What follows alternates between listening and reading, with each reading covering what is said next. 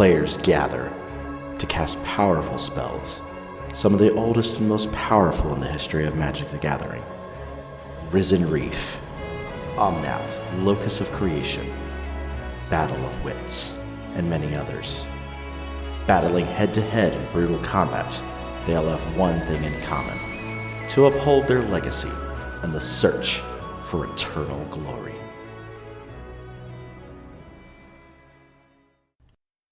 The Eternal Glory podcast is brought to you by the minds behind BoshNRoll on YouTube, ThrabenU University, and theepicstorm.com. Episode 60 of the Eternal Glory podcast, Vintage 102. I'm Phil Fuck nope, me. You already said it. Wait, who are you? No rewinding. I'm Phil Gallagher, joined by Brian Cook and Brian Coval. Brian Coval.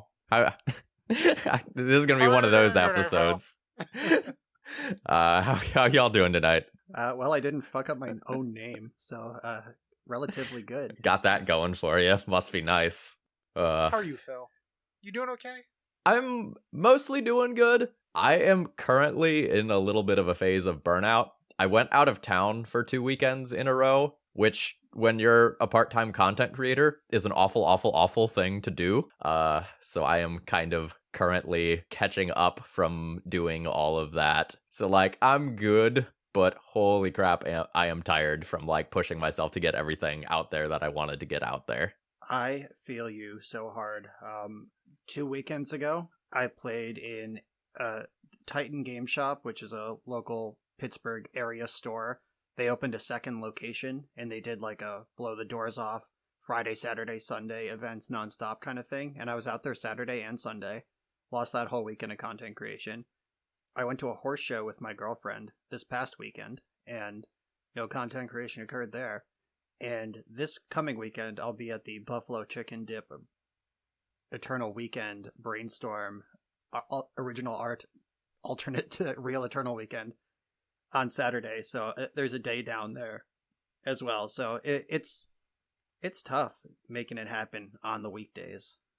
Yeah, it's totally doable, but I have a new video game that I really want to play. The Binding of Isaac Repentance finally came out for Switch, and I had been waiting for this game for a very long time. It came out for PC, and I'm like, I'll wait for Switch. I've got 600 hours into this game on Switch. And then it was another 5 months before the port happened. So it finally happened, and I'm like, yeah, I'm ready to do this. And I'm looking at my content creation schedule going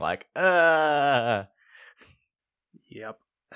It's rough. I also got Metroid Dread, which is not a heavy game. That's not a game you put 600 hours into unless you're trying to master speed running it or something. I beat the game in 11 hours, and I'm satisfied with that experience. But sneaking that in here and there when it's man, I could just record a video for an hour instead of playing this game. So I feel you. If you let the queue burn away, the extra videos, there's not a lot of time to do what you want. I played in both of the showcases over the weekend, and I decided, shockingly, not to upload my 0-2 in the Saturday one, and then I ended up spending time with the wife after that, because I don't want to be playing Magic all day if I can spend time with her. And then I played the Sunday Pioneer one, which I played out the entire event, but it wasn't very good, and in it, I got paired against opponents that were playing Damping Sphere twice, which, if you look at the Pioneer metagame, Lotus combo just isn't respected at all, and nobody plays that card at all if you look at any of the winning deck lists. But I faced it twice, and people are like, oh, well, you should still upload your mediocre results. I'm like, I could, but I don't want to hear everyone backseat drive all of my losing matches the entire time while thinking that they know better, because that's just something that happens when you're a content creator. And on top of that, there's parts where I'm like, you have to be fucking kidding me, a second Damping Sphere? I don't want to upload that. I upload all of those. The 05 where they're just I recorded a video today where I was it was against Reanimator, and I'm like, okay, I know their hand is Animate Dead. I have the board beat. I'm good. Force of Will's on top of my deck for next turn. And they're just Entomb off the top. And I'm like, are you fucking kidding me? It's mostly fake. It's for the camera. I am disappointed that they ripped what they needed, but I'm not actually mad. And I don't know. I think it makes for good TV, good good viewing when there's real emotion involved. Yeah, and I do upload some O5s. Like, I do that as well. But I feel like when it's like one of my like signature decks, people tend to be more judgmental. I actually uploaded a Lotus Breach video yesterday, and I lost my match playing for 5-0. And I'd say over 50% of the comments are like, well, you should have done this match 5. In match 5, if you had considered this line, maybe you could have won. But like half of those things don't even work. Like the black card gets exiled, and like it's just not a viable option because of Sanctifier, but everybody thinks that they know better. So yeah, and like that's just engagement to me. Like you get those comments all the time that it's like, you know, I posted a Reanimator League the other day, and someone was like, oh, after they countered your first thing, you could have entombed for Elishnorn, which would have cleared the board. It's not Grizzlebrand, but it's still good. It's like, yeah, that would have been a great line, but there was opposition agent in play. I wish I thought of that, you know? Like looking at the permanents on the board, realized I didn't want to let them entomb. It's just like you get comments like that all the time, and the people who think they're smart to like dunk on you when you're playing better than them while also recording and dealing with all that other stuff and narrating, and like you're still catching things that they're not, but they want to feel smart by coming at you. Like, yeah, whatever. It's engagement. Feed the machine. I had a really good one of those today where I forgot to make a Luminarch Aspirant uncounterable, and everyone's like, how could you possibly miss that? And what's not pictured there is like 3 minutes of dead time that was cut out while I was waiting for my opponent, and I was like reading an article or like on TikTok or something like that, and I finally got priority back, and I was like, oh, I can finally cast my spell. And it's like, I can only imagine you were playing Vintage, Phil. I was. Did it get countered? It got countered. Ah, you shrieking gorilla. Yeah, you deserve all of the hate that you get. Oh, But absolutely. Yeah, like, if anyone who ever doesn't quite understand the mental stretch that it is to like record and narrate and do all this at the same time, I will send them my screenshot of my pithing needle naming pithing needle. That's my image worth 1,000 words of just yep. In my brain I was like pithing needle. And thus that's what I named with my pithing needle. I missed a 5-0 recently because I had a turn 1 with Force of Will backup with Grizzlebrand, like reanimating it, and I was just like thinking through my lines, and I had talked through what I did, and then I just didn't click on my Grizzlebrand to put it into the graveyard. Oh, just failed And fine. it was just like, oh my god, did I just like absolutely shame concede that one, go to the next game. So speaking of turn 1s with backup, Phil, since this is a vintage episode, I'm going to share a vintage story for you. For the vintage showcase finals, that's the one that's invite only. It's like 24 people or whatever. I got paired against Canister, and Canister was streaming on delay. So after I won my match, I went back and watched Canister's side of it while, you know, the delay was happening. And at the end of the match, someone was like, oh, who do you not want to face in this tournament after I had just won? And I wish I would have clipped this or like saved this as a video, because Canister just goes, Bryant Cook always has turn 1 Tinker with Force of Will backup. It just like made my week. Nice. Legendary. Speaking of protection from turn 1 wins, I got a comment on a YouTube video this week that was like, I'll never forget the time that I thought you were Bryant Cook and mulliganed to Force of Will, and then you were on Miracles. And that's like a thing that Bryant and I talk about all the time, and that person has found my YouTube channel. They're back in the mix. Confirmed by a third party that actually happened. Love it. So I mentioned the horse show that I went to. I want to talk about that a little bit. I had been to the Horse Pro Tour, basically. Like, it's basically like shocking how directly analogous? Yeah. Yeah, I think hard G. Yeah, hard G. Analogous the horse show experience is to being at a Magic tournament. And I've been to the Horse Pro Tour, the Kentucky Rolex event. It's like one of 4 events in the world that's like at that level, which includes the Olympics. And I've been to sort of like the Horse Magic Fest, which was just like a local thing. It was like a local fair built around horse events. And now I've experienced Horse FNM, which is just very strange to me. with having only been to like bigger events before, I like showed up to this thing thinking there would be crowds and like security and like a dress code. And we were literally just at a barn outside Gettysburg. And there might have been 4 total spectators there. Like everyone there was riding a horse or coaching a horse team. And I was just like the only spectator, other than like someone's mom. And it was literally like they were making announcements exactly like they do at a Grand Prix, where like in the middle of someone's run, they'd be like, we need 2 more to fire the 1 meter pony jump, 2 more to cue into the pony jump. And this just happened all weekend. And it was just like, Mike Guptill, is that you? Like, what's going on? And it was pretty, and it felt like a Magic tournament too. There was a lot of standing around. You railbird your team when they're up and you're not. And when someone is dead or just not playing, like me, I was just team dad, making like sheets runs for the team and stuff. And it was kind of fun just being the bored girlfriend at the Magic tournament, as it were. And I'm glad I experienced it once, and I probably will not be in a hurry to do it again. I imagine that you were there, like, the Kentucky Derby, how in the movies the women always have these big floofy hats. That's how I'm imagining you right now. Yeah, that's one of the embarrassing things. I thought there'd be a dress code. I showed up in just like a sundress and a gigantic hat. And I had like mint juleps, a cooler full of mint juleps. I don't know what that is, and I don't drink alcohol, so I assume I can't have that. But I had them, and it turned out we were just at a barn in Gettysburg. So this is sort of unrelated, but the way that my GPS from Syracuse takes me to SEG DC, on the way down, I always drive through Baltimore into DC. But on the way back, my GPS always tells me to cut through Gettysburg and go all that way. Like, I end up not taking 81 most of the way until I'm near, like, Scranton.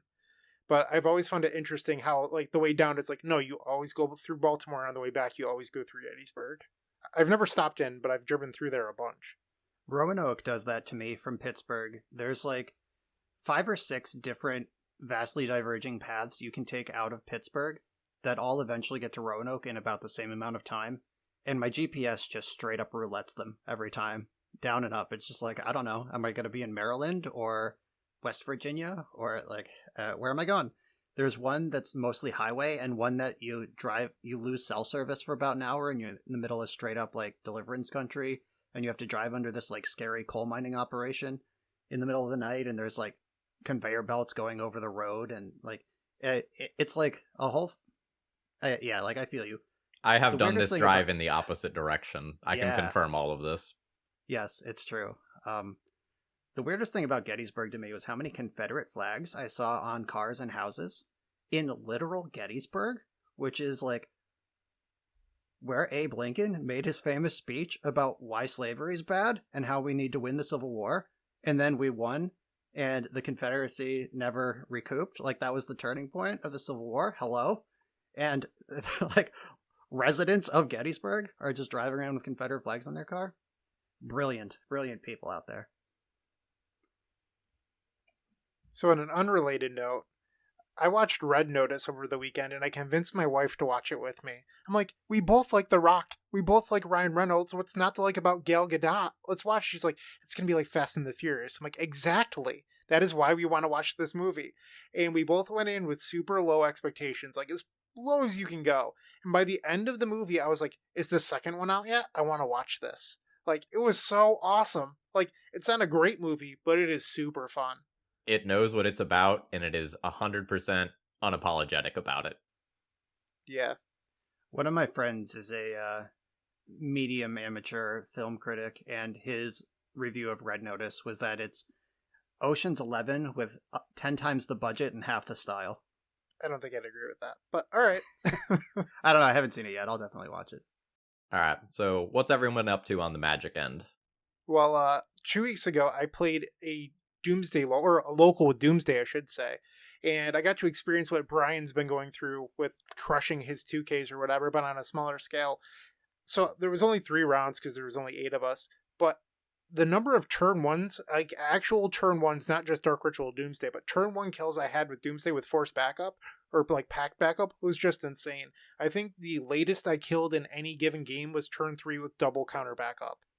Like, I was just running so hot, and I was like, I understand why Kai Sawatari just wins every event he plays now if he just draws like this all the time. Like, it just felt unreal. Deck's The so deck good. is seriously messed up. I mentioned on our last cast that I won a Tundra playing Doomsday locally. Well, I won another Tundra playing Doomsday locally. 2 weeks ago, I played a personal tutor list that was built to just go fast. It had like 4 Pact of Negation across the 75. It's like, just cheese the good matchups, cheese the bad matchups, let's go. And I tried the slower version with like 4 Baleful Strix, main deck to Fairy, and that version I didn't really like. I think like I just missed everything that was good about the fast version, and I missed Monastery Mentor, but still, it's fucking Doomsday, and I would just like easily top 4 that event. I lost in the semifinals to Alex Bastecki, who was on Blue Red Delver, which is the natural predator of Doomsday, and also I misbuilt my pile. Like, and I would have at least got a game 3 if I just built my pile correctly. So playing suboptimally with a bad list still easily took home a duel, and Doomsday is fucked. I messaged Brian after he had won another Tundra, and I was like, how does it feel to win with a ham sandwich? Brian is so good, he carried that list. Yeah, that's probably true. The most insulting part of the list, though, was in the top 4 against Alex. The store always runs their top 8s with open deck list. It's just a thing they do. And so I looked at Alex's list, and I was like, good luck with those gut shots, idiot. And then he gut shot one of my Baleful Strixes and then crunched for 5. And I was like, God damn it, that was a really good gut shot. That was a game-ending gut shot. So we talk about our YouTube channel all the time, and I don't know about YouTube, but at the beginning of the year, because I think that all 3 of us like started to upgrade our YouTube channels in the middle of December, or at least that's what I remember. But at the time I set a goal.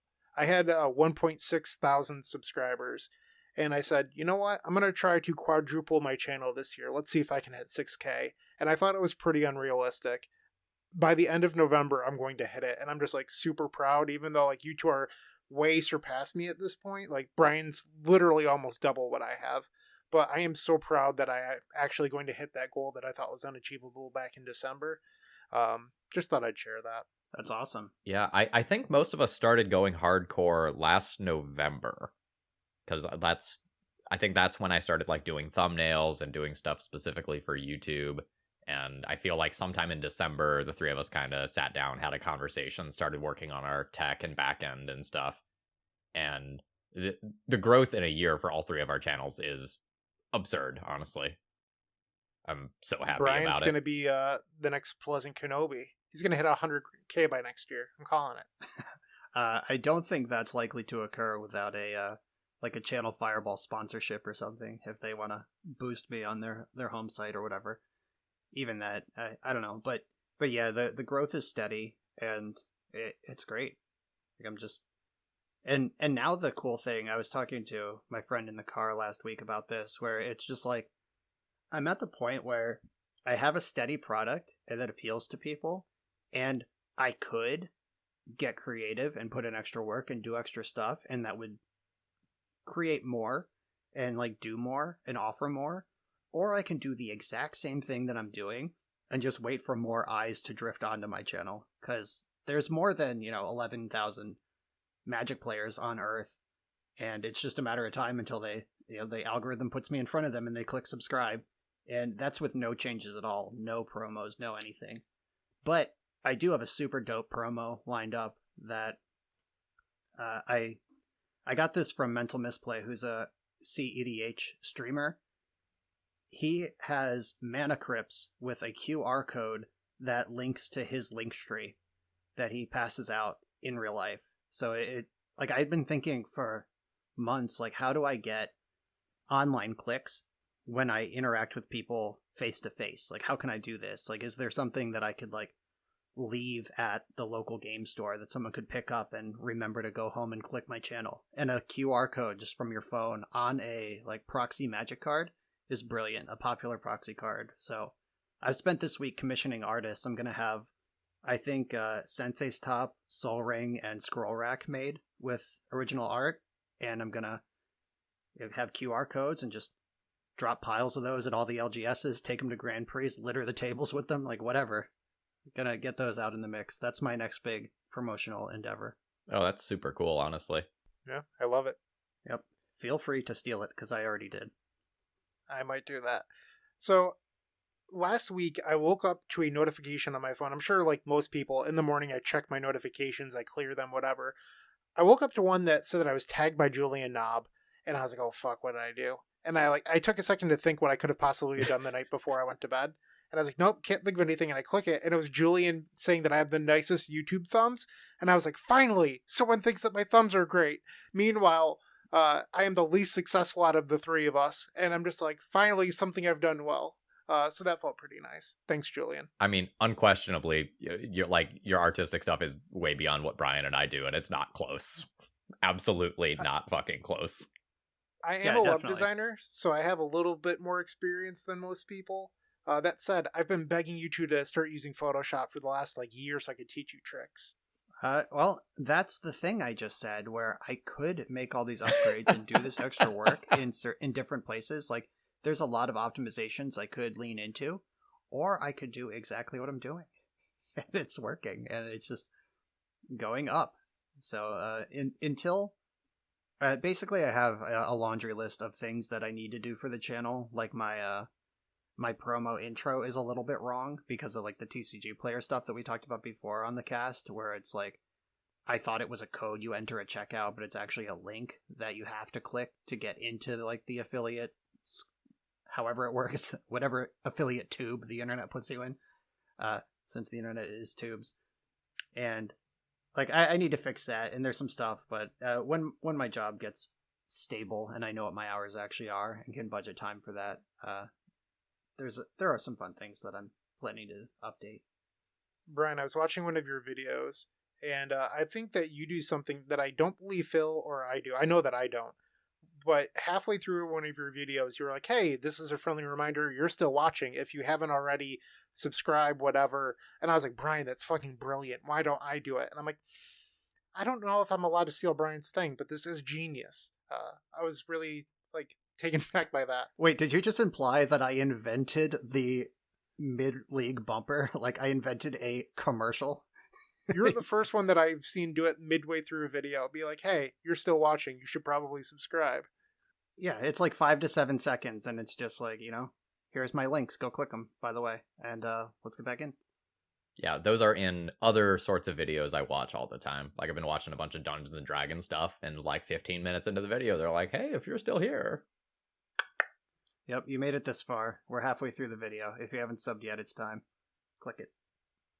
I might steal that. Do it. All of my things are available for stealing by anyone. Like, we're all in the same boat. Rising tide lifts all ships. No, nobody's gonna corner the YouTube market. YouTube viewers, the billions of YouTube users that exist. You can have some. All right, so a question for you two, and I think Phil might have a different answer since Phil used to be more involved with Twitch. When all the MPL stuff came out, there was a lot of talk about Twitch being oversaturated with Magic streamers, especially good streamers, because before then it would be a lot of outer fray people that maybe you didn't think were as good. Then all of a sudden, Brian Braun Dwin, Huey, LSV were streaming regularly. Do you think that made a huge impact on the number of Twitch streamers, or do you think that's just it might have been cool for 2 weeks or so and then disappeared? I'll speak to the legacy side of the equation. All that MPL shit starting up had zero impact on any of my numbers in any capacity. That was not the audience that I was fighting with. I will say, on the legacy streaming side, if two of the big streamers are streaming at the same time, good luck getting your numbers up. It sucks. So I can imagine for smaller streamers starting out, their numbers might have absolutely gotten cannibalized by someone bigger than them. I can very much see that being a real thing. But if you're not fighting for the same format or the same time slot or something like that, it's not that big of a deal. The difference with YouTube is that, for so many of the North American content creators, you're fighting for the same time slot in a way that you're not doing when it's on YouTube. When it's on YouTube, like, you watch it whenever you want at your convenience. And when it's on Twitch, it's like, well, you're catching it live or you're catching a rerun. And sometimes the reruns don't work for DMCA reasons or something like that. So, yeah, I have two things to add to that. Like, recently I was on the Mental Misplay stream again. I've been guested over there a couple times playing EDH. It's a lot of fun. And while we were live, he was doing all like the back end stuff. Like, I kept getting Twitter notifications and Discord notifications that he kept pushing. Like, we streamed for like 3 or 4 hours, and I probably got 3 or 4 like every hour, like a Twitter notification that's like, you were tagged in this retweet of like, we're still live. I got BoshNRoll on the channel, and like, we're going into game 3.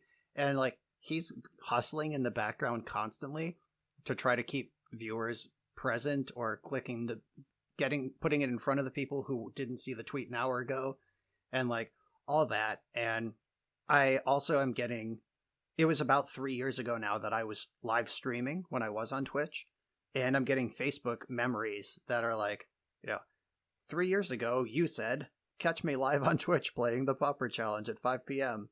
And I'll like click into my memories, and I will have posted 3 or 4 times that day, just like, I'll be playing Popper at 5. It's 4 o'clock. I'm playing Popper in an hour. I'm playing Popper right now. And then like at 6, I'm like, I'm still playing Popper. Jump in. And it's like, fuck that. That sucks. It sucks so much. And I don't miss that hustle at all. And just recording on my schedule and putting it out where people can find it on theirs. Love it. I do remember at the start of COVID, I had streamed a couple times, maybe a handful of times. I was like, you know what? I'm a Twitch affiliate. How far am I away from being a partner? I can't be that bad. Yeah, exactly. Get fucked. I'm glad Phil found that funny. But what I found was I would go live, and then like 30 minutes later, Anurag would go live. Maybe 30 minutes after that, Jarvis would go live. And then like Arkin streamed 16 hours a day. Arkin was live the whole time. And then all of a sudden, ThrabenU has gone live. I'm like, I am competing 4 out of the 5 weeknights versus other legacy streamers during the same time slot. I was like, this is impossible. Like, I would have 70 people watching me, but I was like, there's no way I'm ever going to get any more than that with all these people competing at the same exact time, because legacy is such a small pool to begin with. And that just made me want to quit streaming.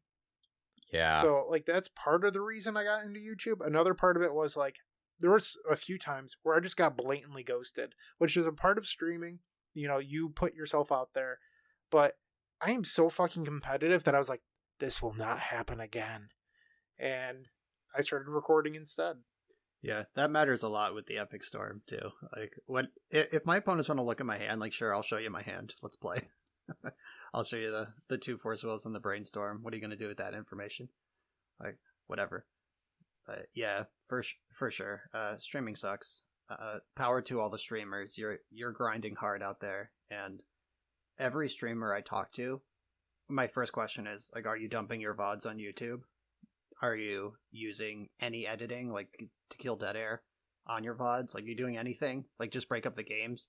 And if any of the answer to those questions are no, it's like, well, I have 15 minutes worth of work that'll triple, quadruple your audience very quickly, and just get over on YouTube. It's great. All right. Before One thing that I worry about, I think we should probably like stop this train before we just turn this into another content creation episode. Why? It's the best. Fine. All right. So back to Magic. Well, the other side of Magic.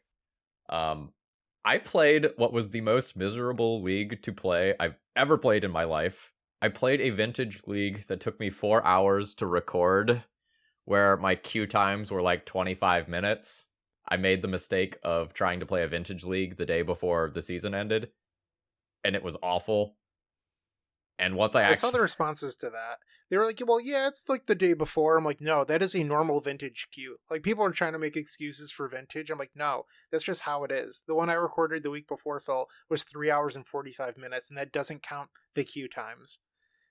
Vintage, just like, the leagues suck, and people play so slowly.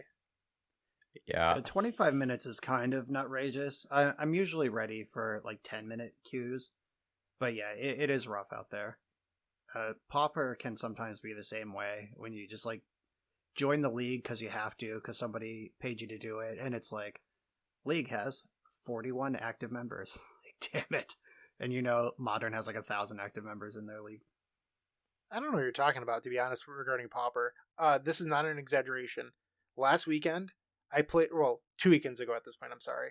I played 10 Pauper leagues in the course of 3 days just because I love the format so much. It does not take 10 minutes for me. Like, they go pretty quickly. All right. Format's in a better place now. If you tried to queue up in, sometimes, like, it's been in a series, like, Pauper's kind of like Legacy lately, where, like, it's always on the verge of broken, and then it takes a very long time to fix. And there have been a couple periods of drag where it's like nobody's actually in the format, but I actually like it right now.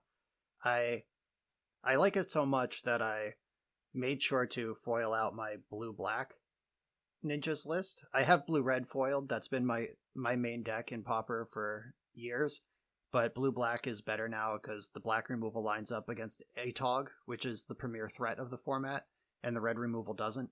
And yeah, blue-black ninja, formerly known as Delver, doesn't play Delver anymore, but I was pleasantly surprised to learn that Fairy Seer was reprinted in Old Border in Modern Horizon 2, and I was unpleasantly surprised to learn what Snuff Out costs in foil. The answer is 3 figures. Oh. Yeah. All right. Sorry, I cut Phil off on his vintage thing. Phil, what did you play in vintage? I'm sorry. I recorded with the deck that went on to win one of the vintage challenges over the weekend. It's a bit of a brew. It's a green-white Hate Bears deck that is built around Outland Liberator, which is a... I'll be honest. What does that do, Phil, for the plebes like me? Okay, so it is essentially a 2/2 green Quasali Pride Mage that can transform, like the werewolf mechanic, into something that destroys an artifact or enchantment each time it attacks. And also is still Quasali Pride Mage. Yes. Yeah, I built elves for my friend who hasn't played Constructed Magic in 2 years in that event where I played Doomsday. And I just pulled some list off the internet, whatever Newton was doing, and he had one of those cards in the sideboard. And the only time I saw it in play, I walked by my friend, and he was locked behind an ensnaring bridge, but he had Collector Oof and this thing in play, and Pithing Needle was naming the Outland Liberator. And his opponent had to keep just like spewing off extra Mox Opals every turn just to make sure that thing never flipped, because once it flipped, it's not Outland Liberator anymore, and the Pithing Needles, it doesn't matter. And then like the ensnaring bridge was the only thing keeping it back, and it was exciting gameplay. It's like, if that Trigon Predator ever takes to the backside, you're dead. Legacy players in general, I think, don't understand like good search engine optimization, SEO. Being a web designer, it's like part of my daily job. You want to label decks what they are and what people will search. For example, if your deck is elves, Newton, I'm sorry, this is slightly directed at you, calling it black-green rock or oops all cradles, it doesn't help people find your stuff. Just because like no one's ever going to type into Google like for an elves list, oops all cradles, and expect it to come up. Like Gaia's Cradle might get a hit, but it's like just bad stuff. And I've seen it not only with like elves players recently, but like combo players and even mid-range players just naming their decks ridiculous things. I'm like, no one's ever going to find that deck list. I'm sorry. But it's just like a small thing that drives me insane. It's like you two know about it because we do that stuff for like all the tags and stuff for our YouTube videos. But Legacy players out there not wanting their stuff to be found. At the same time, you also have to make the title interesting enough that someone will click on it. My formula is the first couple words are the clickbait, and then everything after that is just SEO soup.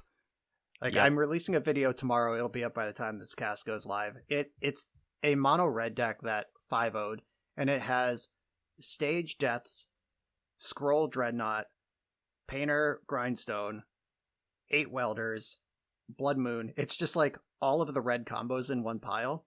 And like in all caps, it's like every red combo! ! And then after that, it's just Legacy, Dark Depths, Phyrexian Dreadnought, Painter Servant, Grindstone, Blood Moon, until I ran out of characters. It's just like naming all the cards in the deck. People are going to find that through Google, though. Yeah, absolutely. Yep. It's not pretty, but it doesn't have to be.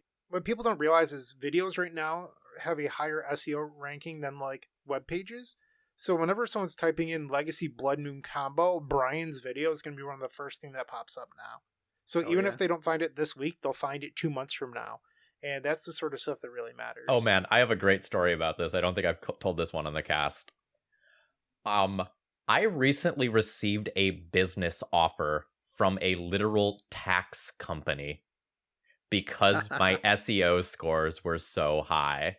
They were a company about literally filing taxes after someone died, and they sent me a business offer. The Death and Taxes podcast. Oh, that's great. It's pretty good.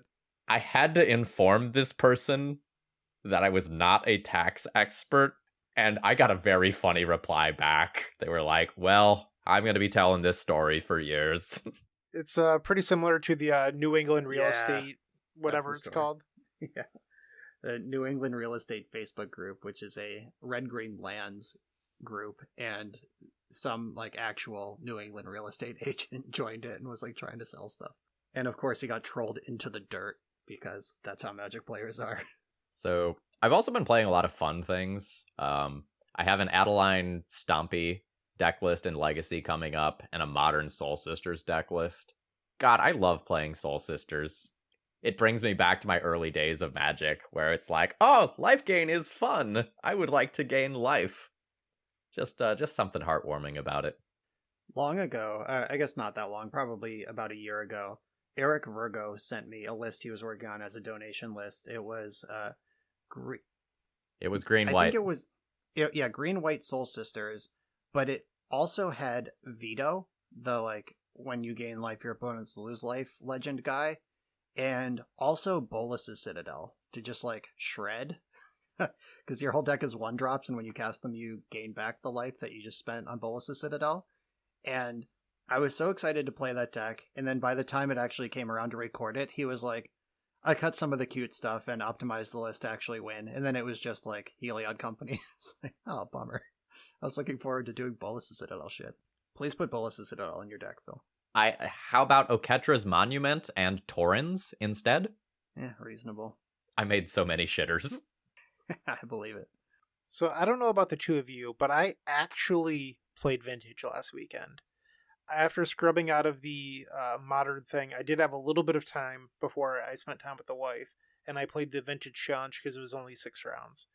And I played the deck that I was like, in my head, I was like, I'm going to keep this deck a secret. I'm not going to record with it until Eternal Weekend. I'm going to blow people out of the water. They want my deck list. It was this Esper Tinker deck that I was working on. It had 2 Teferi because the metagames, like if you look at any blue deck, they just have 4 Flusterstorm at the moment. And 2 Lavinia, which stops all the Force of Vigors people are playing. I'm like, oh, this list is so good. Well, I got destroyed because my deck was just so clunky compared to what everything else I was facing. 3 of my opponents were on that relatively new blue-red tempo deck, and I was just like, oh, this deck like isn't keeping up. Like my deck is just so clunky, and they're making my expensive blue-white spells just feel terrible. I was watching Justin Gennari stream, and Justin was streaming Paradoxical Outcome combo with the new Light Up the Stage card. It is Reckless called Impulse. Yeah, so it's 1 in a red for a sorcery. You can exile the top 2 cards of your deck until your next turn you can play those cards. So he was streaming that with no sagas.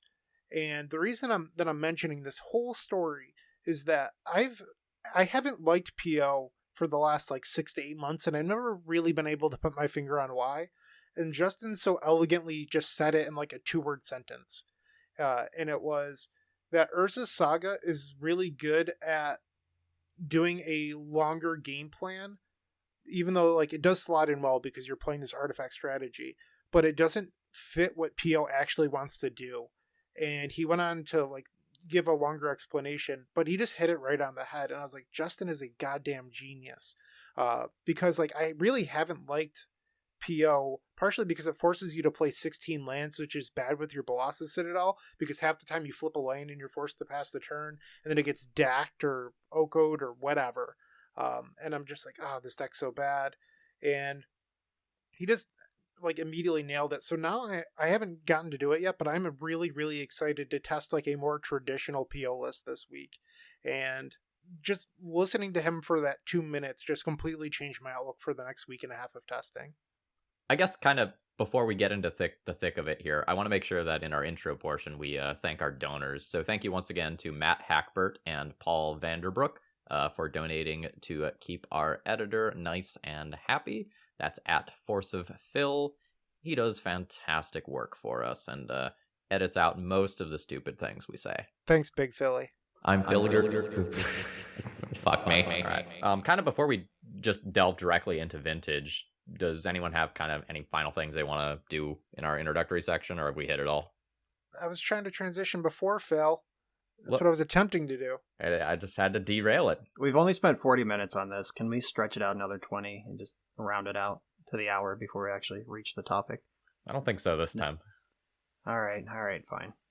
Yeah, I'm excited about that PO deck Justin's been working on too. I have 3 Eternal Weekend top 8s with paradoxical outcome, and one of them was a Power 9 list, one of them was a Gennari list, and one of them was a Power 9 list with Gennari updates. So the various Justins have been involved in all of my PO success at Eternal Weekend. None of them were involved in the top 8 I have with Rug Xerox, so I'll take that one for myself. But it is likely that I will just play whatever Power 9 or Gennari say is the right build of PO, because PO fucking rules. Though I do have something in the pocket.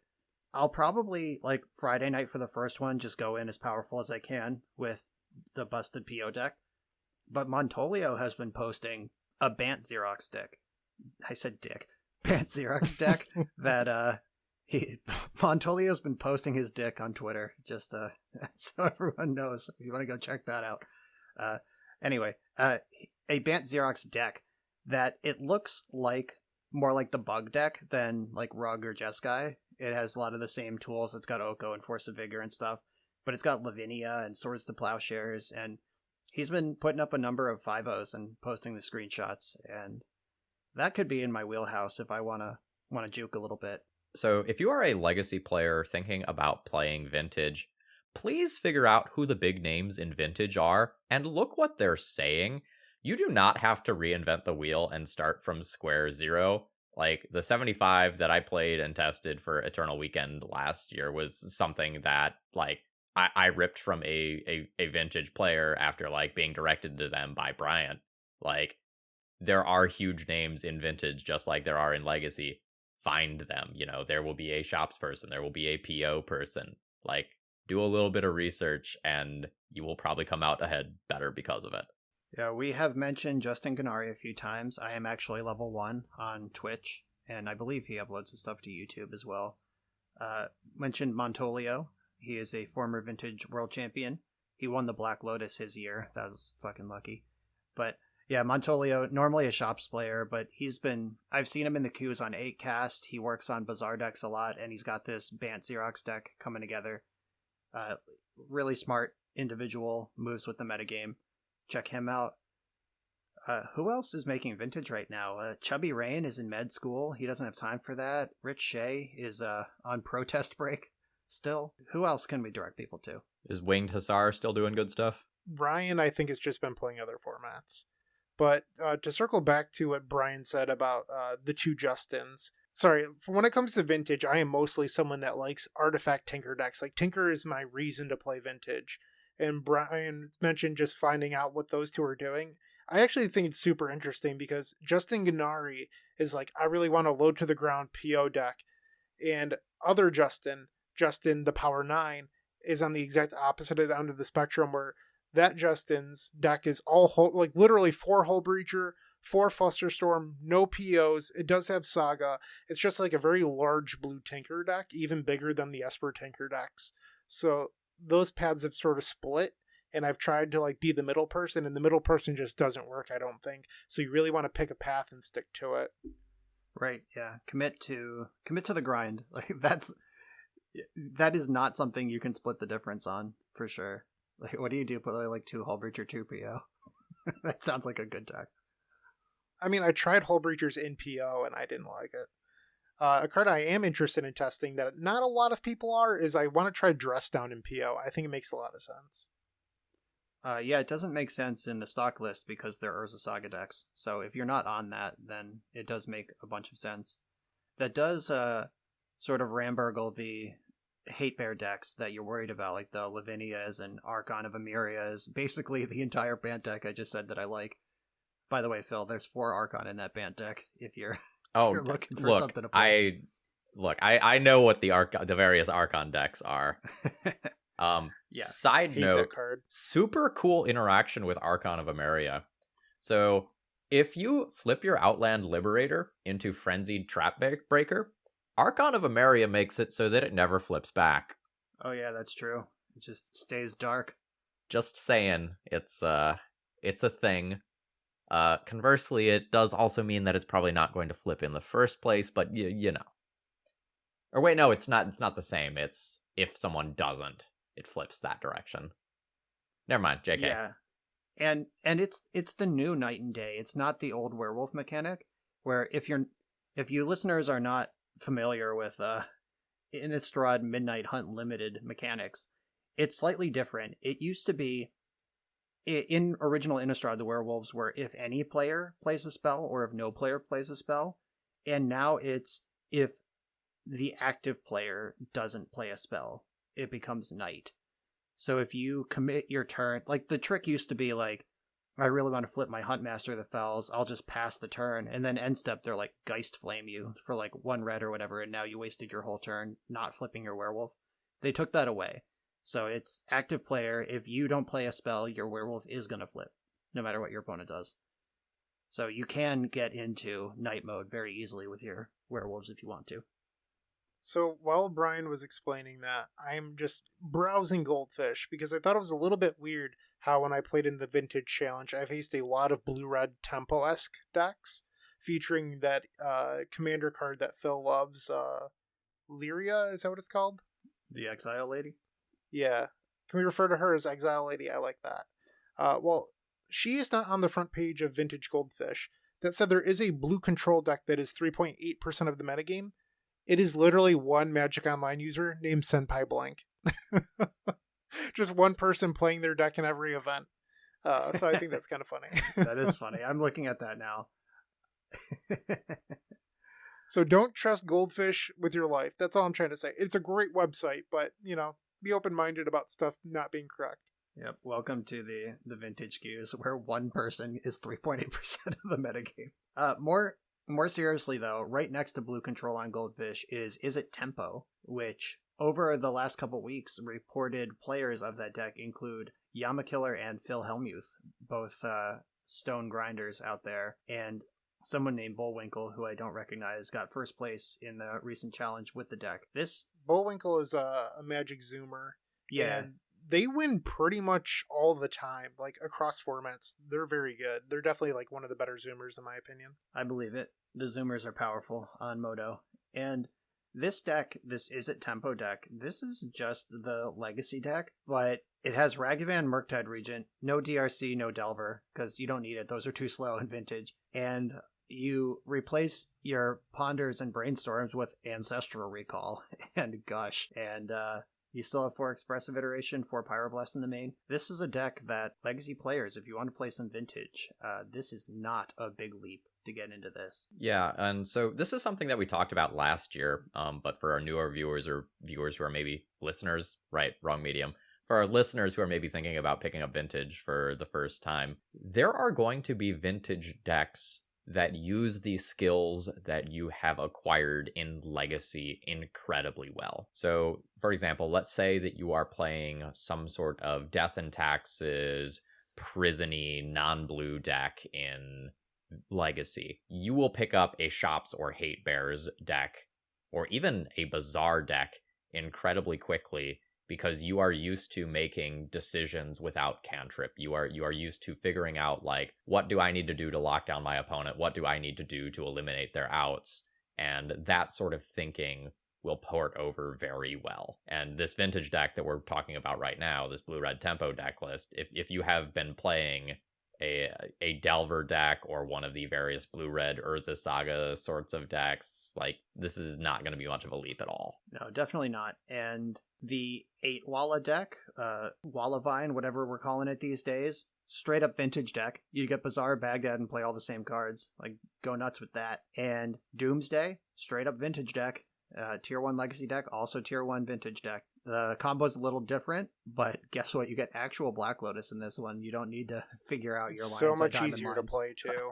Yeah, much easier to play. You get Necropotence in vintage as well. Oh, deck's nasty. Like in Legacy, you actually have to do work with your 5 cards in order to win. In Vintage, it's either put Gush or Ancestral on top, and it's really hard to not choose 4 other correct cards. It's like Black Lotus, Flusterstorm, Oracle, doesn't matter. Like, it's just super easy. The vintage build can also win without casting Doomsday, which is flippin' sweet, because you get Demonic Consultation and all the tutors. So you can cast Oracle, then with Oracle trigger on the stack, cast Demonic Consultation, and name a card that's not in your deck, and your whole deck's gone. Like, that's a sweet line as well. Super sick. Fuck that deck, I always lose to it, but super sick that it exists. Yeah, Demonic Consultations for partially that reason, mostly in Commander, but it's a $16 card now. Like, I know that I have like 4 of them in a box from when I was 12 because I thought it was a cool card. I'm going to deckbox.org right now to figure out if I own those cards. Not sponsored, unless... Yeah, deckbox.org if you want to hit me up. I don't have any registered, but I'm pretty sure I own some. I don't know where they went. I definitely had 4 of those in a casual 60s deck. That's the sort of monster I was. Back in the day, I hit the, like, spike stride where I was actually, like, reading magazines and websites and learning to optimize deck lists when my friends were still in, like, the Elvish Piper is broken world. And Why are we dunking an Elvish Piper right now? That's the 7th edition All-Star, Brian. That card is absolute trash. Have you ever spent 5 mana over 2 different turns to maybe generate 3 or 4 mana worth of value if your 1/1 for 4 survives? I don't know, man. If there's any cards left in your hand, I don't know. That really sounds like a Phil Gallagher card to me. I have been paid to do this at least twice, yes. Yeah.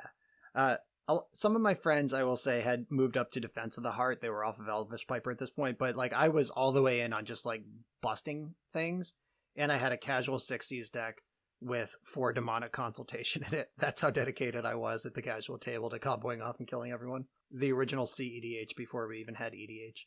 I was definitely a Defense of the Heart boy. I was like, yeah, let me get these Avatars of Might. And then Crossing Cloud Scraper came out, and I was like, you're never going to stop me.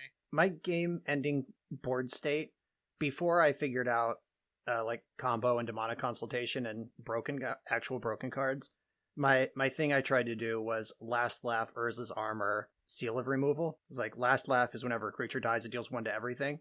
And on a 4-person game where you're in 8th grade or whatever and nobody plays removal, the board's going to get ugly. And Last Laugh is just going to kill everyone when it goes off. You got to Urza's Armor to make sure you're the last thing standing. It always worked because nobody could kill each other in those games. You're describing, one last bad story. We're just describing no one playing removal. I had a friend that played Wall of Nuts and then put the enchantment on it from Judgment where it gains protection from creatures. And I was just like, I'm hard locked. I can't win. I'm not playing Magic with you anymore. I was just like so mad at him. I'm like, if you're going to cheat, I'm just not going to be friends with you. Yeah, this is bullshit. Is that why you stopped playing with creatures? Is that what broke you? It did. Ever since then, I was a Dark Ritual boy. Yeah. Like, you know what? If we're just cheating, I'm going to tendrils you out. Speaking of, let's get back on topic here, you maniacs. One of the most popular decks that it's emerged more recently, 10.7% of the meta, according to Goldfish, is 8 Cast, which is also a legacy deck right now.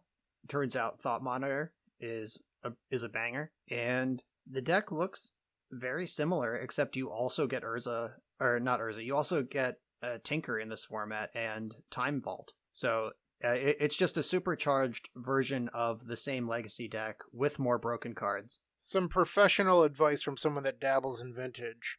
Always be casting Tinker. If you're not registering Tinker, register Tinker anyway. It's that good.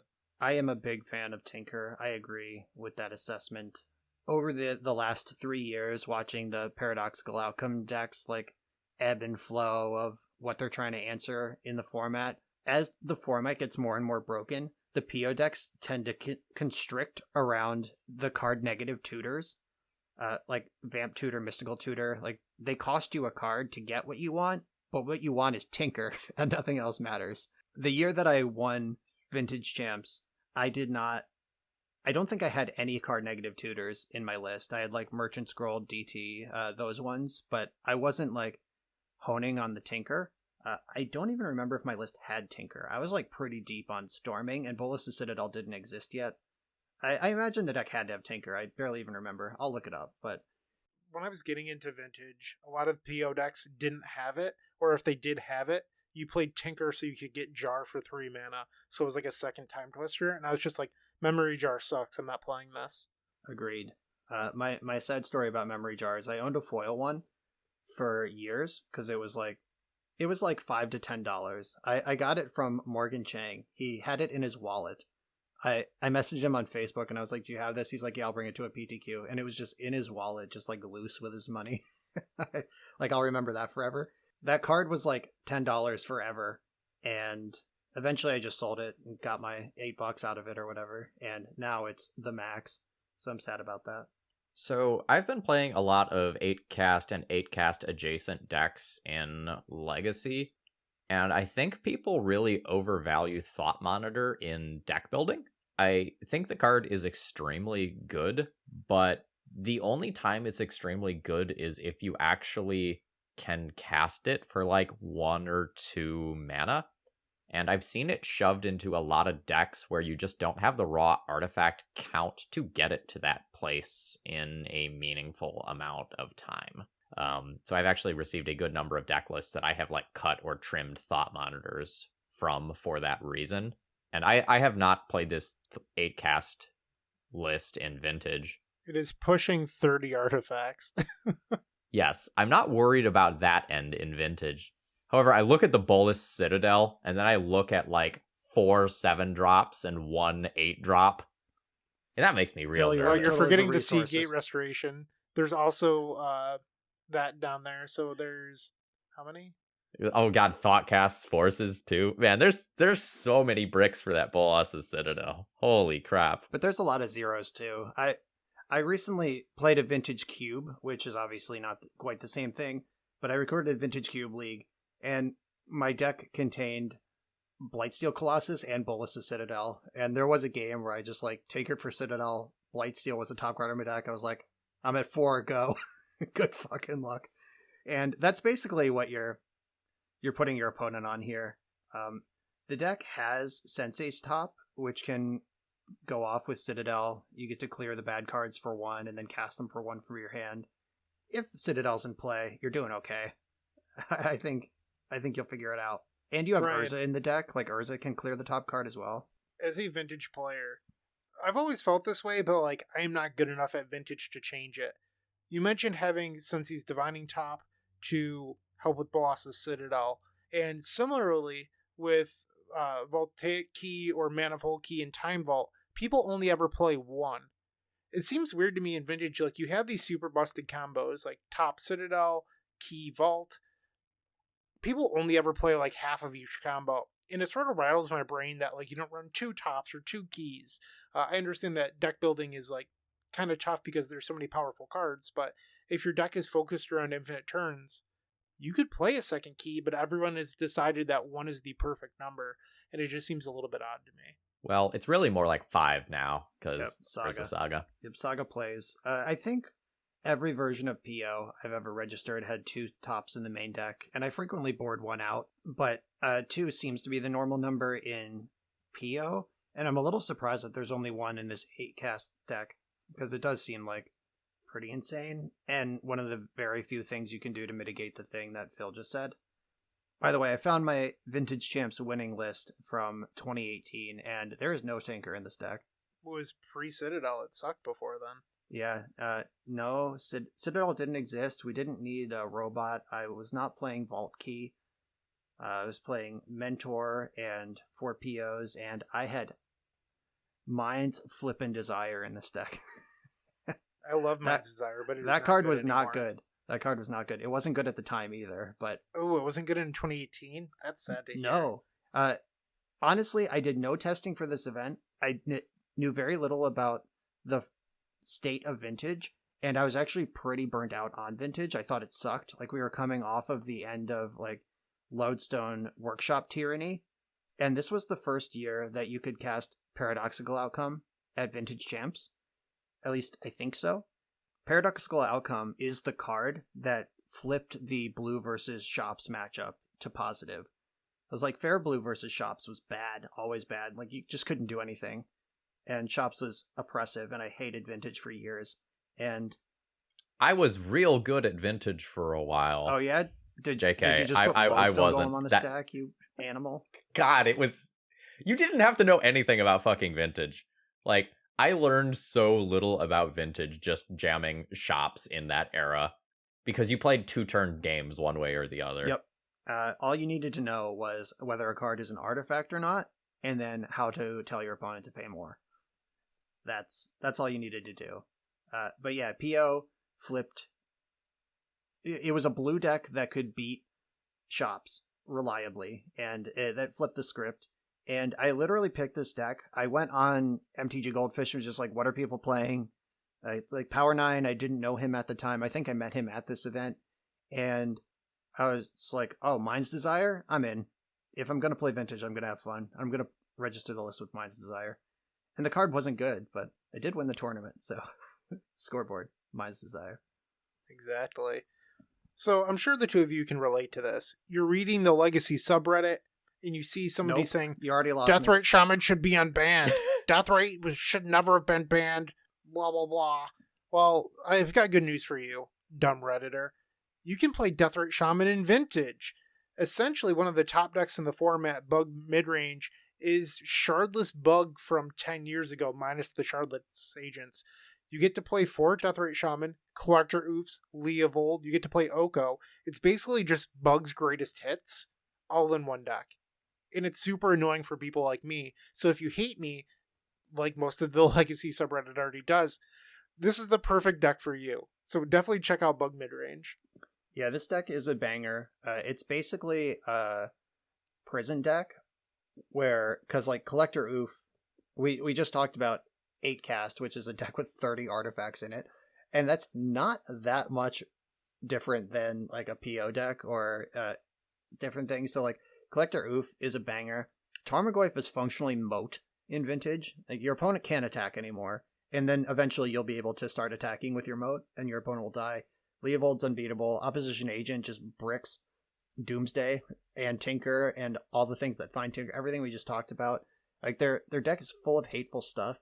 And the one way you can really beat them is just by going over the top before they do those things. And they have 4 Force of Will, 4 Force of Vigor to make sure that that doesn't happen. Like the deck is really, really good. Very Legacy sensibilities about it. And you also get to play Endurance out of the sideboard.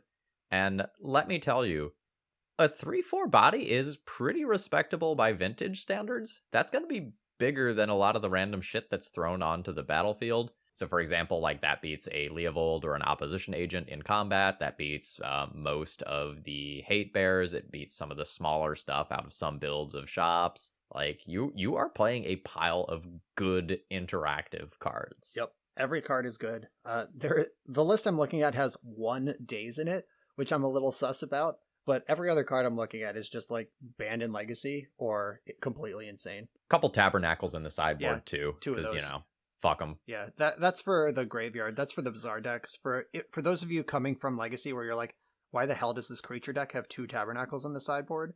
The answer is Bazaar decks, because they typically can't make mana, and they're all trying to win with creatures. At this point in time, would Yeah. you say that Tabernacle is more like a piece of power than Time Twister when it comes to Vintage decks? I understand that Twister is very big in Commander. Absolutely. Yeah. It's actually kind of crushing because like I bought a Tabernacle back in the day when I was amassing my Legacy collection from like 2008 to 2011 in that range. And it is absolutely standard to play 2 in your fair deck sideboards in Vintage. And it's, I do not want to get another And one of these. sometimes you play 3 if the meta is particularly full of like hollow ones and such. Do not say those words to me, Phil. If I was I ever know. trying to sell Tabernacle, if I was rich enough to own a Tabernacle, if I was made of money, I would sit on them until a Paper Eternal Weekend happened, and then I would just ask for like 10% more, because somebody at that event will be desperate enough to pay the asking price. Yeah, I am fortunate to be old and have been playing this game a long time, and I've always been a completionist, a collector. Card availability is not really on my radar most of the time, and as a gainfully employed adult, if I'm missing a card, I can go on TCG Player and just buy it. But Tabernacle is, I would have to run the borrows. I trust that my community, my friends, or someone who trusts me on Twitter or whatever could come up with a Tabernacle if I need one, if I need a second. But yeah, that's not a card that I'm just gonna go pick up because I want a second copy. Yeah, those are like $4,000 Something now. like that. Ballpark. Crazy. It's Yeah. rough. It doesn't even tap for mana. Yeah, it's a terrible card. Functionally Sour's Path.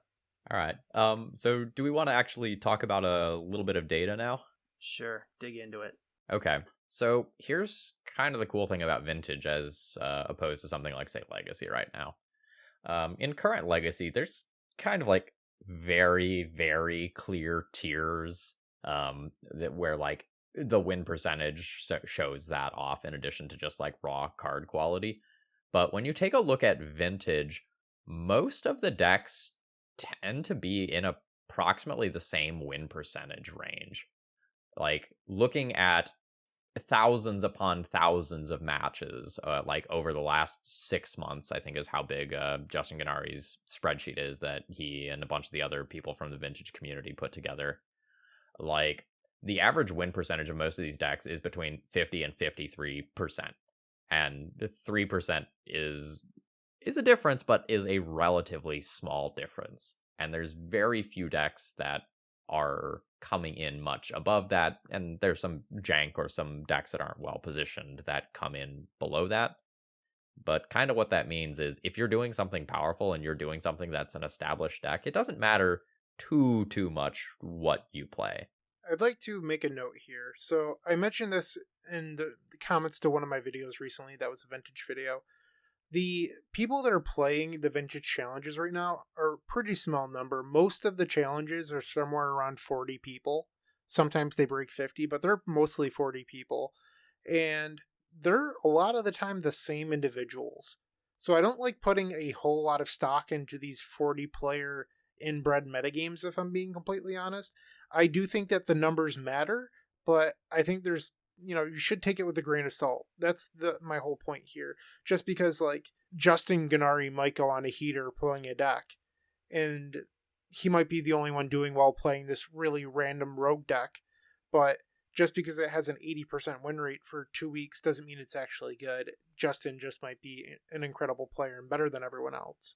Or it could be Montolio doing the same thing. Just these guys that have such an insane understanding of the format propping up something that might not actually be that good.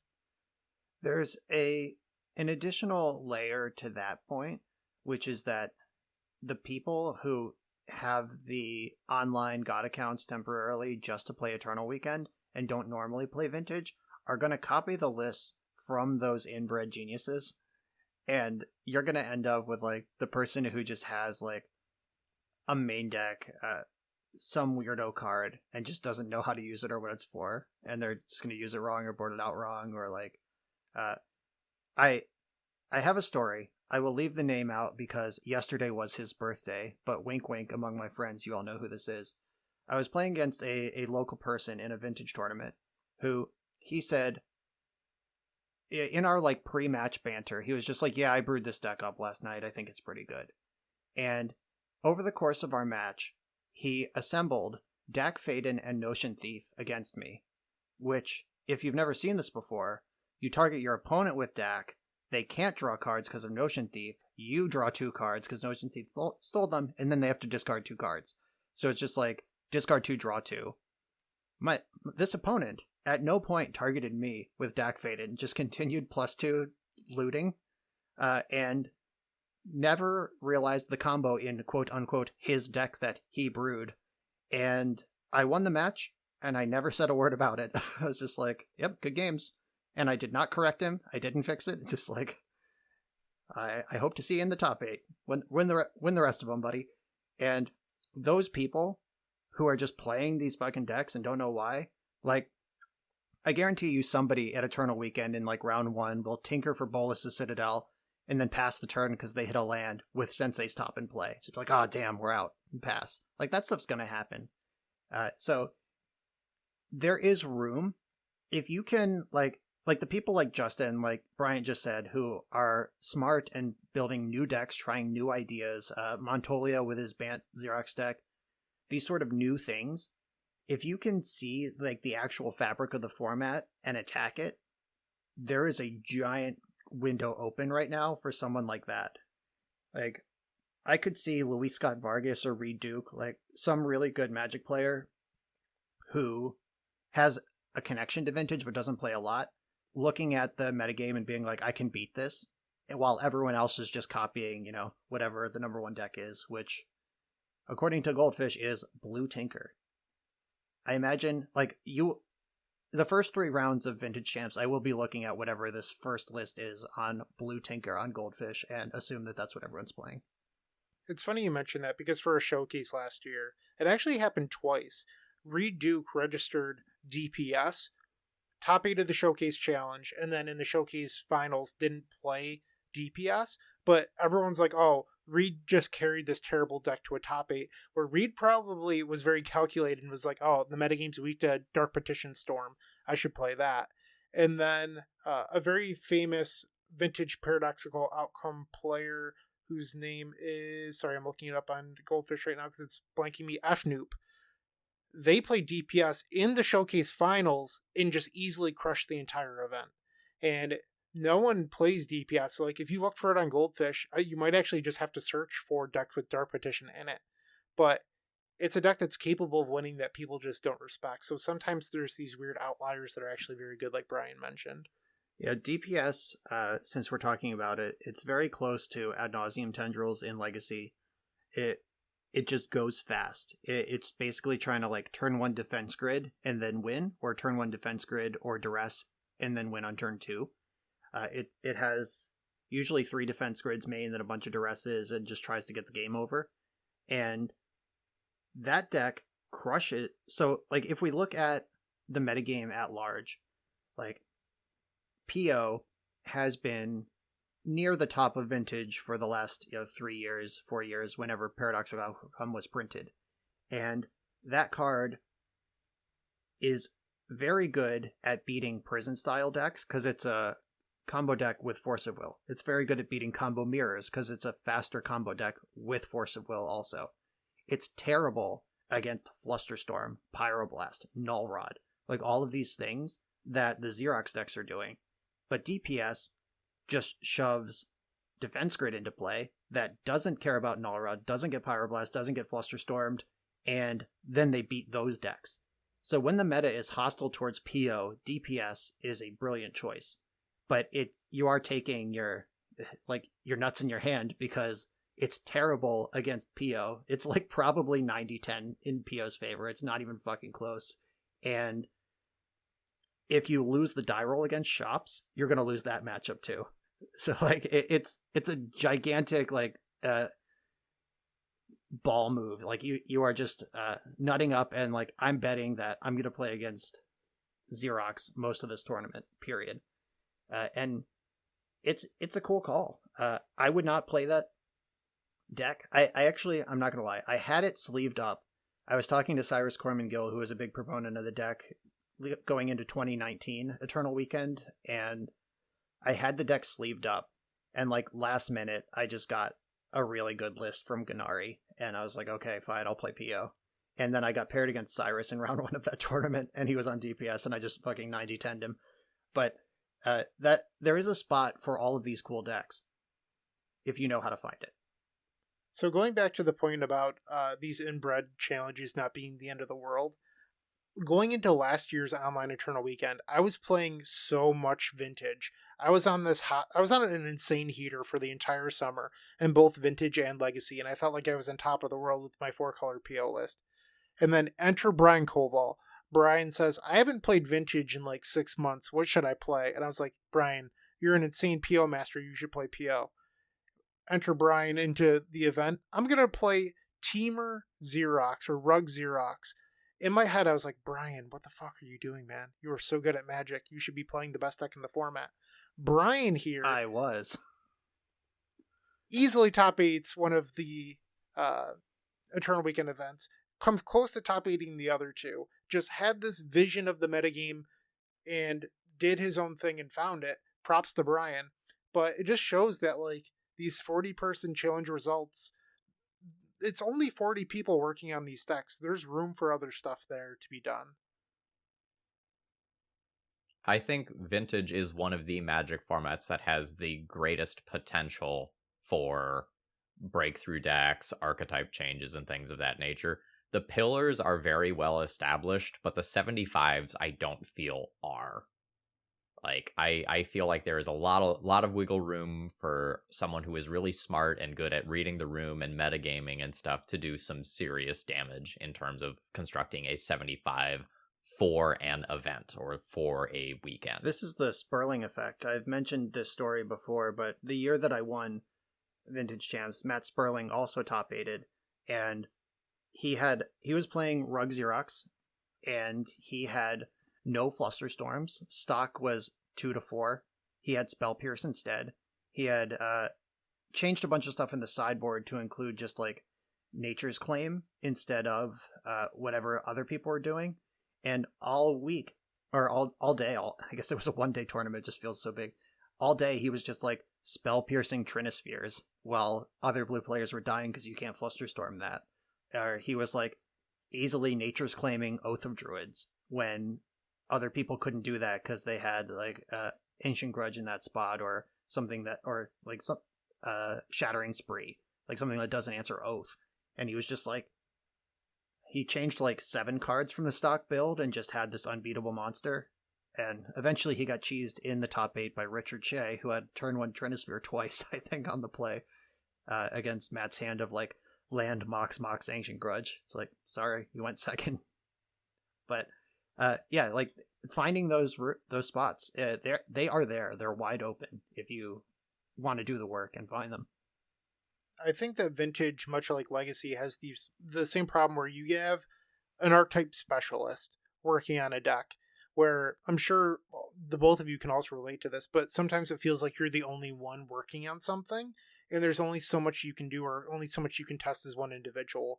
And a good comparison would be Legacy Doomsday. Oracle came out, there was a bunch of different deck lists, but there's only a few masters. Like a bunch of the Ant players still hadn't transitioned over yet. So you had people testing the Witch in the sideboard, some people even playing the Witch in the main deck that exiles your deck if you name a card, much like Demonic Consultation that Brian mentioned.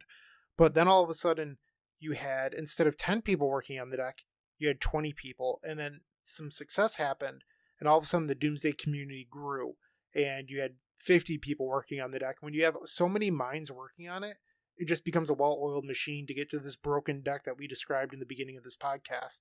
Where in Vintage, there's maybe 2 people working on any given deck for the most part. So there is room to find these innovations. And if you want to be the person doing that, you have to do your homework. Like, you have to sit there, you have to be looking at these archetypes and going, like, where is the hole right now? Is this a week where I can do something wild and play an enchantment because nobody has something that removes it? You know, is this a week where I need additional mana acceleration? You know, is this a week where something wild like Opposition Agent just lines up against all the decks I expect to face in a way that saves me some sideboard slots? It's not easy to do, you know. You don't get to just like see all the lines in the matrix because like you started trying to do this for the first time. I'm just begging this year, and Brian's gonna laugh at this because he found so much joy in it last year. But in the start of one of the Eternal Weekends last year, my round 1 opponent is on blue-white, not even land still, just blue-white random control with 4 main deck Deafening Silence, and my list had 0 outs in the 75, and I was just like, you have to be fucking kidding me. Of course I would get paired against the person with 4 main deck Deafening Silence in their blue counterspell deck. I was so miserable. I was like, should I just drop? I'm so angry, and it's only round 1. That was one of my biggest problems with playing Death and Taxes in paper events. Rounds 1 and 2 were just like butthole clench, like, please let me get paired against a decent deck because I'm not beating your Nick Fit shit pile. It's just not happening. Like, you have 4 Pernicious Deeds. What the fuck am I supposed to do? Wow, calling out Everyday Eternal podcast right there, Phil. Look, the number of times I've played Nick Fit on my channel is probably north of 20. I'm not one to talk. One year I was at Eternal Weekend when it was in paper, and I always spring for the VIP package because dope play mat, and you get like a 5-minute massage included, and it's a good deal. And it was the Friday night before the main event started Saturday, and I went up to the table to claim my VIP swag, and Nick Koss was at the table, the owner of Card Titan and TO for Eternal Weekend the last few years. And there was one person in line. I was like, okay, this won't take long. I'll just grab it on my way out. That one person, whose name I will not name, but is a very well-known, notorious, you could say, vintage player, hosts a podcast, and he was freaking the fuck out on Nick Koss. His position was there should be more trials. They should fire on demand. It is not fair that him living where he does, there were no trials he could play locally to earn buys. And he came out a day early and played in both trials, and he just lost to white Eldrazi Thalia shit, which isn't even a real deck. My deck is tuned for the winner's metagame. It is outrageous that me personally, this person, is about to start a tournament with no buys, this important, just because I didn't have the opportunity and someone chose to play Thalia. And I was just like, oh my god, this asshole. And I sat there, I listened to 5 to 10 minutes of this, and eventually I just like yelled over his shoulder, like, Nick, can I get my stuff? And the guy was just sort of like, huff puff, get out of the way for a second. It's like, those fake decks are going to exist. And the thing about fake decks is that if you're playing vintage, like real fucking vintage, you're going to crush those fake decks. Like, oh, you have Null Rod and Simian Spirit Guide to get it out there faster? Guess what? Tinker. Like, I don't care. Like, there are decks that are so powerful in vintage. Like, that's one of my normal heuristics, which I broke last year to some success. Like, rules are meant to be broken, but I think it was Cyrus Cormangill who, like, disdainfully once said, like, imagine putting Black Lotus in your deck to cast Tarmogoyf.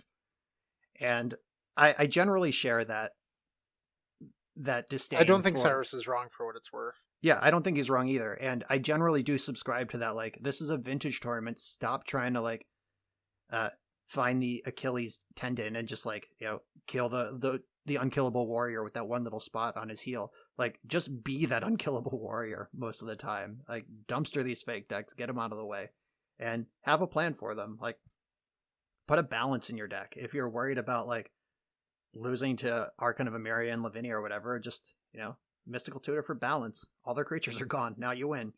Like, you can do stuff like that. It's the entire vintage card pool. Make it sing. So if you've ever wondered why the vintage decks, like, that are hate bear based play things like maybe Mare of Averbrook or something like Luminarch Aspirant, it's to kill the opponent before they get out of the soft lock. Because vintage cards are fucking powerful. Like, I have lost so many games of vintage after I have a soft lock to someone just, like, ripping Tinker for a Sphinx of the Steel Wind, and now there's this giant life-linking fucker in play who is larger than everything that exists in my deck. Like, you gotta get people dead if you are playing vintage, and I actually fast. had a phenomenal game on camera against Montolio. It's my Urza Saga Paradoxical Outcome League from a week or two ago, if you want to go check it out. He was on 8-cast, and I had won game 1, and like game 2 was winding down. I had like an early I did something that locked him out. It couldn't have been Null Rod because that wouldn't have been in my deck, but like I did something to just, he was not playing the game, and maybe it was opposition age. I don't know. Like, go watch the video. I feel stupid now because I don't know, but he was not playing the game, and I had like lethal on board. I had Force of Will in hand. And I was just like, LOL. This, whatever's about to happen, I think we're good. There's not really many draws that could get him out of this. And he ripped Tolarian Academy, which is, as you may have heard, a powerful card. And the 7 cards that he had amassed in hand when he wasn't playing the game on the subsequent turns were suddenly on the stack, all of them. And I easily lost that game. And I was like, oh yes. Like, even when it was happening, I was like, this sucks, but it's so sweet. Like vintage cards, you got to get your opponent dead once you have a little squeeze, because the squeeze is not going to hold forever. I'd also like to share this story as a gentle reminder that the vintage community is pretty small. So if you're testing for Eternal Weekend, there's a chance that the 60 people that are active in the Vintage League all know one another. So if you're going to be a giant dick and rage on people, people are going to find out. I don't play Vintage very often, and I'm not going to say their actual name, but instead I will use something similar to their name, which is Pox Pox Pox. And I was playing a league, and I just have like a fairly good draw. I wouldn't say it was a busted draw, but it was above average. And in chat, they just start monologuing, and I'm aware that this person plays a decent amount of Vintage, and they just started monologuing about how my draw was the best possible thing I could have had and everything else. But at the same time, they were choosing to register Tarmogoyf into their deck. And for the most part, I don't like egging these people on because I feel like it makes me look bad. But at the end, they're just like, oh, of course you had Tinker, just the best card in your deck. And it was probably the 20th comment they had left, and I just said, yeah, I chose not to put Tarmogoyf in my deck. And they lost it even further than that. So, like, one, don't be a salt monster, but two, register what you chose to beat and lose to. So if you're on, maybe one of the bizarre decks that doesn't have all the free forces in it, maybe you're on Hogak Vine, you have to come to terms with the fact that you're not going to beat the best draws out of PO or DPS or something else. Like, you're not going to beat their upper tier draws, but you might stomp their average to lower tier draws, and you just kind of have to, move on with your life. You also just, like, can't get mad about losing games in Vintage. Like, you just get vintaged sometimes. Both people have incredibly broken decks. There are going to be games that are decided literally on turn one. Right. Like, when I played my Green-White Hate Bears League, I played a turn one Thalia Heretic Cathar, I think it was. And my opponent just snap conceded to it because it was worth, like, 3 time walks to them. Like, that shit happens sometimes. And Thalia Heretic Cathar is not a powerful fucking magic card, right? It's really not. Okay? Like, we're all there. Yeah. So when you start doing anything above that... Brian has this story where, like, the early game of a Vintage game is mulligans. Brian, you can tell the story. Oh, no. Like... The early game is deck construction, the mid game is mulligans, and the end game is turn one. And that's not as true as it once was. Like, Modern Horizons 1 actually did a lot for that, with the Force of Vigor, Force of Negation, and then now we have Endurance as well. Like, there's a lot more free spells that they kind of serve as backstops to completely degenerate bullshit, but it's still Vintage. And you should, like, getting vintaged is a thing people say. Like, I got vintage, or I vintaged them real good. And every deck can vintage you. Even, like, I still just have this bug deck up on my screen because I haven't X'd out of the window yet. Or no, this is Bant, I lied. I have a Bant deck up on my screen. And this deck has Black Lotus and the 3 on-color Mox in it. This deck can go, like, Black Lotus, Mox, Land, Lavinia, Oko, Time Walk, or whatever. Like, this deck with Tarmogoyf in it can also just, like, present this insane soft lock with a degenerate clock on turn one. And then, like, the first turn you get, they strip mine you. Like, yeah, great. Vintage is gonna happen even in the fair decks, but you can build your deck to vintage more often. But understand that leaves you sort of pants down, or at least more exposed to the things that are anti-vintage, like Collector Oof and Lavinia and Endurance, etc. So, since we're talking about, like, the super powerful things, so this deck that I'm looking at, I'm not going to say the deck, but it has Black Lotus in it, and it also has this Throne of Eldraine common worth roughly 10 cents. What is that common? You each get one guess. Oh, wow. Throne of Eldraine common worth 10 cents. I don't know, man. The only Throne of I can think of, I'm thinking Mystical Dispute, but that's not a common. What do you got? Ginger Brute. It is seeing play in the Oh, no. aggro shops list. Stop it. Oh my god. Fucking why? I have registered this card in 2 different formats, and I did not think it was good in either of those formats. I can't recommend registering Ginger Brute for this tournament, but I mean, live your best life. I mean, imagine beating someone's, like, $90,000 deck with your Ginger Brute, though. Yeah, at the last paper vintage tournament I played in, I had to proxy one opposition agent in my $90,000 deck. I was so mad about that. If you want to play shops, though, Gingerbread aside, the Golos builds seem really good. I played one a couple months ago on the channel, and I'm not a shops player. I hate shops. I don't have reps, really. I just can do basic mathematics in my head, and I easily 5-0'd with Golos shops. So, strong consideration for that one.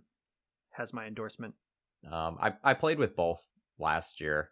So there's kind of three common shops variants. There's aggro shops, which are looking to dump a bunch of creatures into play, and they use cost reduction effects like Foundry Inspector to really just go ham. You play a lock piece, you play a couple of creatures, and you hope you kill your opponent in 2 to 3 turns. You have the Golos shops builds, which kind of get a little more toolboxy and allow you to fish up some cool things like, say, Tabernacle to interact with your opponent in ways that you normally otherwise couldn't. And you can get cute and like grab a Caracas and bounce your Golos and do shenanigans.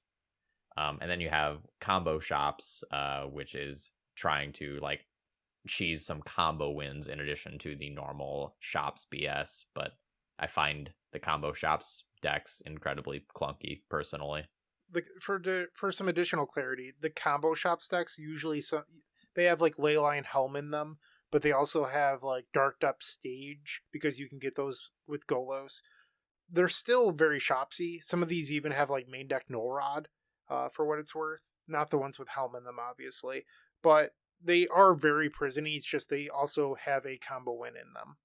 Yeah, when your matchups are good with that deck, like that deck feels very good because like you just get free ones off ley lines or something like that sometimes. But I feel like the mulligan decisions are just fucking painful every time I play that deck. One piece of recommendation that I actually do have, and this goes for both Legacy and Vintage. Let's say you're Joe Schmo, and you only have one day off over each weekend to play in one of these events. Don't pick a deck now, lock in your 75, and then just go, this is the only list I'm going to play all weekend. I would, if you're only playing the Sunday, I would look at what won Friday, and I'd look at what won Saturday. Maybe make an adjustment at, like, maybe there's a sideboard slot that you have that's a flex spot, and then make a decision like that. Just because over last year, I saw the metagame completely change in both formats over those days. So we mentioned this in the last episode, but the first day, it was all bug. By Sunday, Rug Xerox was one of the most popular decks, just because Brian was live tweeting at all of his matches and stuff. Those changes will happen again. So I just don't want people locking in something too early and then being punished because of it. I'd say if you have a respectable amount of time to prep, one of the best things you can do is play a league with about the top 5 decks in the format.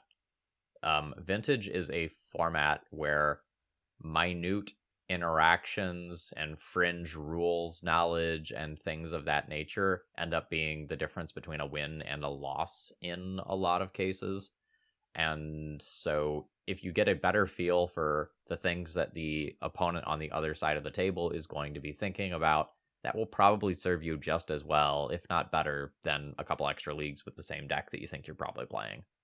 Yeah, what Phil just said is really important. There's a lot of things in Vintage that you experience and you're like, oh, that's how that works. Or like, I'm only going to make that mistake once. And don't make that mistake in the main event. Like, use your free token and go deep on some leagues. So here's one that I learned live recently. So I had a Torpor Orb in play, and I thought I had everything under control. I didn't think I had anything to think about. And then someone just evoked an Endurance while they were tapped out, and it just stayed on the battlefield. Hell yeah. And I was like, oh, shit. Did not play around that. So there's going to be a lot of things of that general nature where if you play a couple leagues with a deck, you're going to learn what things you have to think about. And like some things that are also in Legacy, like if you can tap your opponent's Trinisphere somehow, that turns it off.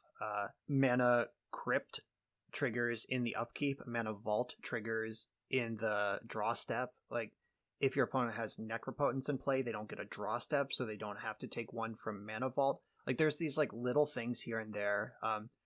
Managing creature count with Oath of Druids in play, or when an oath could come into play. Intervening if clauses, like Bridge from Below. That bridge has to be in the graveyard when it triggers and when it resolves.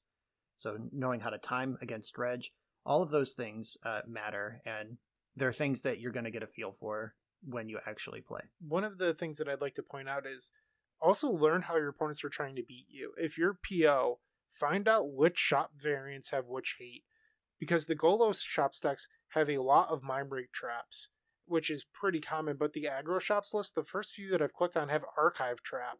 Not to say that they can't play Mindbreak, but Archive is completely different. So that is particular hate for Doomsday, but you might get away with being PO and just slamming a Tinker on turn 1 instead of having to respect Mindbreak and casting it on turn 2. So I would definitely look at all of that stuff. But also, if you're a Doomsday player, maybe look for those Archive traps, because 4 Archive trap in like every list I'm clicking on is a lot if you're looking to cast the card Doomsday. Yeah, that's harsh.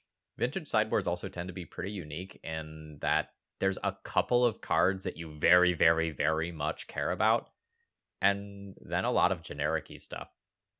Because vintage sideboards often have to be built to respect things like shops and dredge and various other bizarre decks, so they don't actually have that much wiggle room in the sideboard for other effects. So if you do a little bit of research, you will know very quickly, these are the 2 or 3 cards that I really, really need to be focused on. So when I was playing Bizarre decks last year, I knew what the various sideboard configuration options were for all the main decks. Like, oh, if I see this one, it probably means that they have Grafdigger's Cage, whereas I see with this one, it probably means that they have Ravenous Trap. And identifying that stuff puts you really far ahead.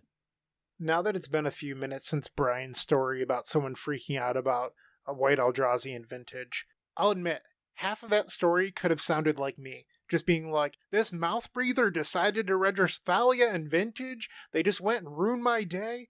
That sounds like something I joke about with my friends. I would never actually scream at somebody in public over a card choice my opponent decided to make, but I would be pretty defeated after losing round 1 to White Eldrazi. My inner rage would be boiling, but I'd be like, you deserve it, Bryant. You should have played better. You're better than this. I will agree that that would annoy me. Like, if I did get cheesed by some hate bear deck with my sick vintage deck, and I would think about it a lot, I would not approach the tournament organizer and complain. I agree. Like, there's a line there. Like, it is okay to be frustrated. It is not okay to be a psycho. I actually have another story, since we're on it. Another vintage world champion, who I will not name. That's the third person I've not named in this episode. I need to sack up and just start naming names. But I think we all know who the last one was about. A vintage world champion, former vintage world champion. One of the years that I top 8'd with PO,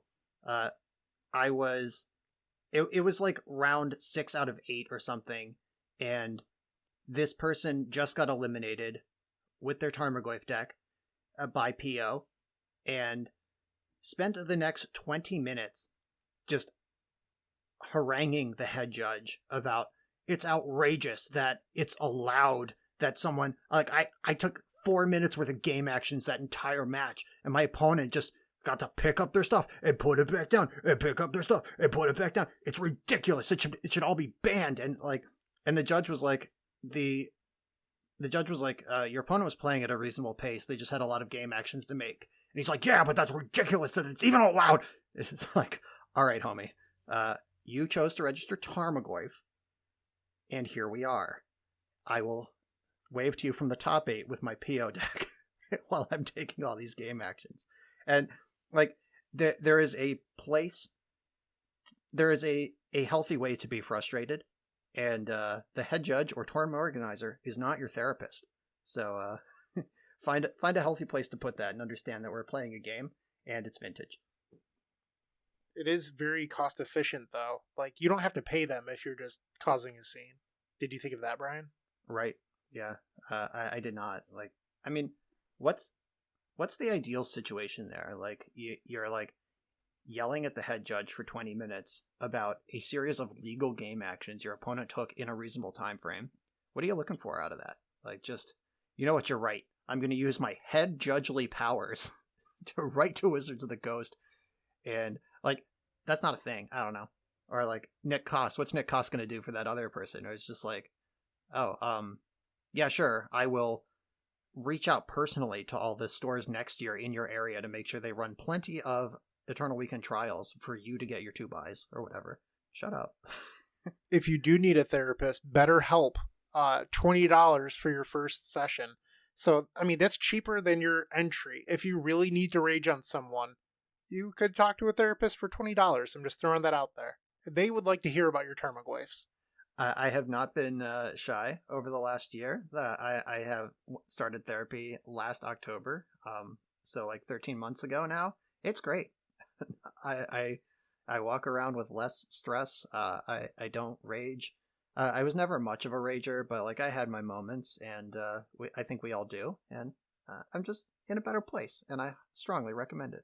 Yeah, there's nothing wrong with therapy. Brian, serious question you don't have to answer. But how often have you mentioned Tarmogoyf in your therapy sessions? Close to 0, because I've chosen not to register that card. I am controlling what I'm... There are things you can control and things you can't control, and I've chosen to control my frustration levels by simply not registering Tarmogoyf in a format with Black Lotus. Phil, I feel like this is something that perhaps you could learn from this conversation. All right, do we have any vintage content we want to talk about left? We haven't mentioned... we've said like bizarre decks we haven't really here talked and there, yeah, but we haven't gone into like Hogak versus Hollowvine versus Dredge.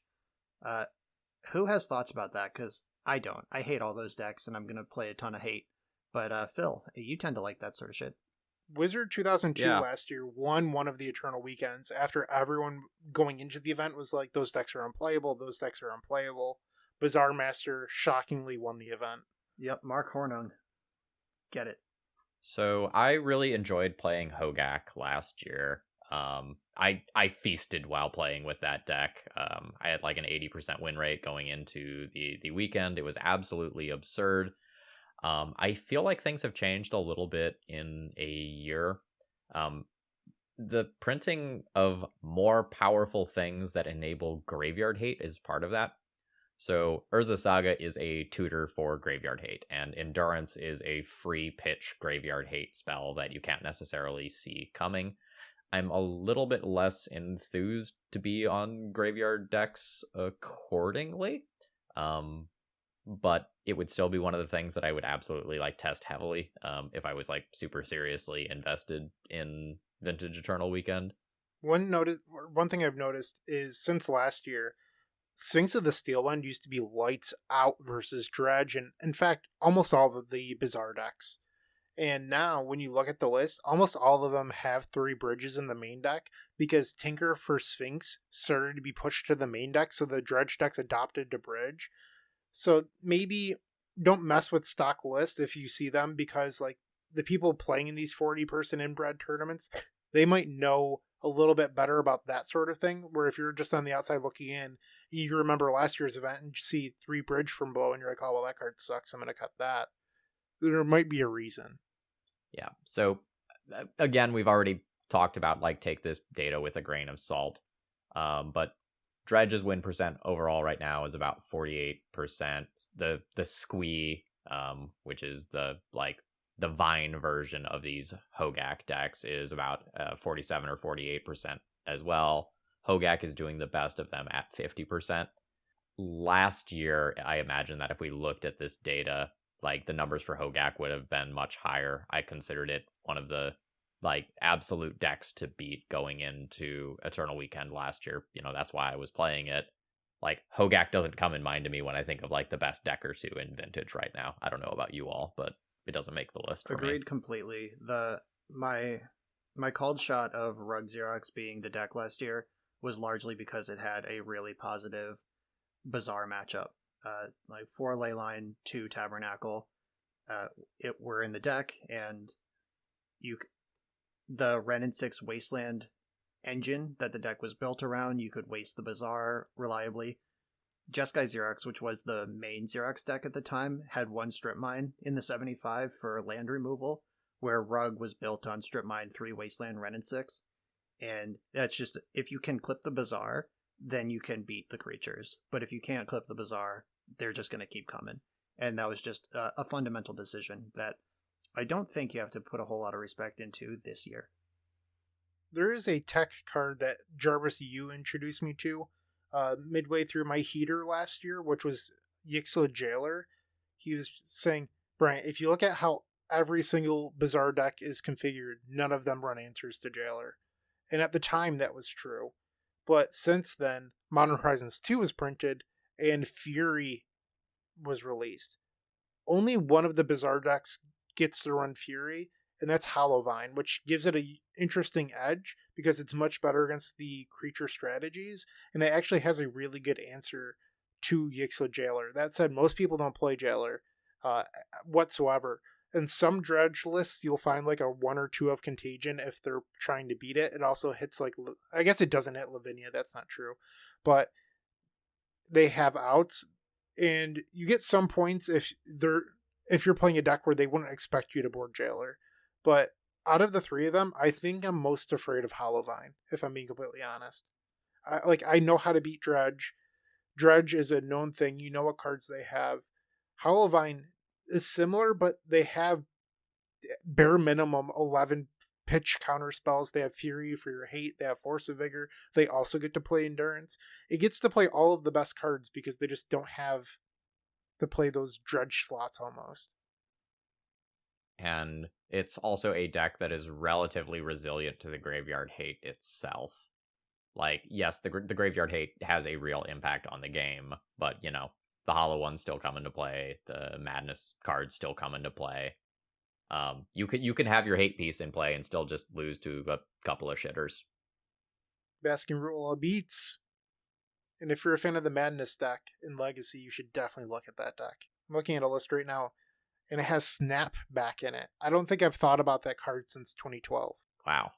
What does that card do, just for some of our audio listeners? It is a 1 and a blue instant. Instead of paying this card's converted mana cost, you can pitch a blue card from your hand, return target creature to its owner's hand.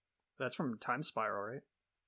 Correct. Yeah, so kind of what we're seeing here is like those niche overlapping interactions, right? Where like the person who knows what they're trying to beat can find the right card. So Bryant is talking about like, hey, maybe Yixla Jailer is in a spot where it'll be really good because people can't answer it. And similarly, these Hollowvine players are like, hey, I know what I need to answer. I need this fringe card that can do this. So for example, in the Legacy version, I've played Flaring Pain a handful of times because that's something that allows me to push through those last couple of points of damage through some bullshit from something like lands that otherwise would just totally hose me.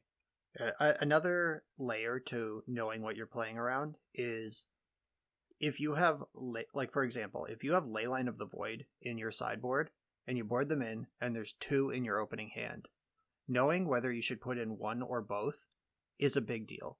Is their Leyline removal going to be Force of Vigor, where you could just leave 1 in your hand to either recast later, brainstorm away, whatever? Or is it Nature's Claim, where you want to slam both into play and make them deal with both? Like those sort of little percentages are going to go for miles in a format like Vintage. All right, folks, any closing thoughts here? Play Tinker. I am also on the play Tinker or aggressively hate Tinker versions. I will say for my listeners, this tournament's very important to me, and I normally would try to keep it tight to the vest. I'm going to be looking at Blue Tinker first, and those Bant Archon decks second, depending on which side of the bed I roll out of on which days. I think just playing the best deck or the deck that's best at beating the best deck are where I want to be. If I play in this event, I'm probably playing Bant Archon. I can't wait to dress down, you fools, and then just pick up and put down, pick up and put down.